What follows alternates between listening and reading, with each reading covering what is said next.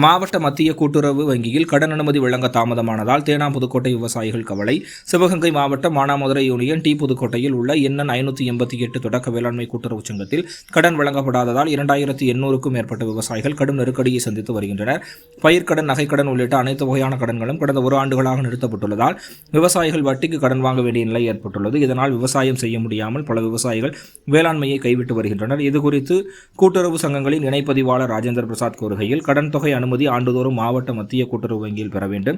இந்த ஆண்டு அனுமதி பெறுவதில் தாமதம் ஏற்பட்டதால் கடன் வழங்கவில்லை. விரைவில் கடன் கொடுக்கப்படும் என இன்று மதியம் சுமார் 2 மணி அளவில் தெரிவித்தார். பஞ்சாயத்து தேனா புதுக்கோட்டை சொசைட்டியில் எங்களுக்கு விவசாய கடன் நான் கேட்டிருக்கோம். கேட்டதுக்கு எந்த பதிலும் இல்லை. இன்றைக்கி தரேன், நாளைக்கு தரேன் அப்படின்னு சொல்லிட்டு 1 வருஷ காலமாக நடந்து இழுத்துக்கிட்டே வர்றாங்க. ரெண்டாவது, நாங்கள் வட்டி வாசிக்கு வாங்கி விவசாயம் பண்ணுறோம். அது எங்களால் வட்டியும் கட்ட முடியல. அதனால் விவசாய தொழில் அழியும் நிலைமை வருது. அரசு எவ்வளவோ உதவி செஞ்சும் இந்த சொசைட்டியில் உள்ளவங்க எந்த உதவியும் செய்கிறதில்லை. என்ன காரணம்ன்றது சரியான பதிலும் சொல்லுவதில்லை. உங்கள் பேர்? என் பேர் ராமச்சந்திரன், தேனா புதுக்கோட்டை. வணக்கம். என்னுடைய பேர் பாலமுருகன்.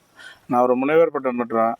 விவசாயத்தை பண்ணணுன்ற ஒரு ஆர்வத்தில் நிலங்களை குத்தகைக்கும் பங்குக்கும் எடுத்து ஒரு 10 ஏக்கருக்கு மேற்பட்ட விவசாய நிலங்களை விவசாயம் செஞ்சுட்டு வரேன். மேலநட்டு பகுதியில் அதற்கு பாத்தியப்பட்ட புதுக்கோட்டை தொடக்க வேளாண்மை கூட்டுறவு சங்கத்தில் கடந்த 1 வருட காலமாக எந்த விவசாய கடன்களும் வழங்கப்படவில்லை.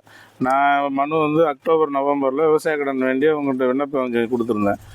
எங்களுக்கு இப்போ வைகை பாசனம் நெட்வொர்க் கண்மாயில் போதுமான தண்ணி இருந்தோம்.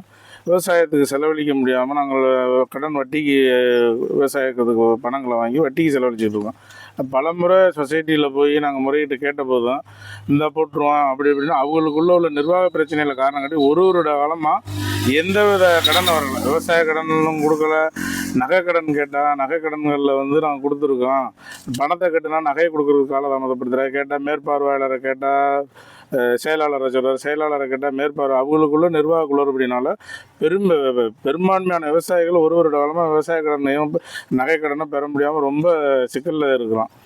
இது சொல்லப்போனால் கூட்டுறவுத்துறை அமைச்சரோட சொந்த மாவட்டம் எங்களுக்கே இந்த நிலைமை. அதனால் இது அரசு தீவிர கவனம் செலுத்தி விவசாயிகளுக்கு விரைந்து விவசாய கடன் கிடைக்கும், நகை கடன்கள் கிடைக்கும், ஆவணம் செஞ்சு உரங்கள்லாம் தேக்க நிலையில் உரம் இல்லாமல் நாங்கள் மானியத்துக்கு உரங்கள் வாங்கி போட வட்டிக்கு வாசிக்க வருத்தப்படுகிறோம்.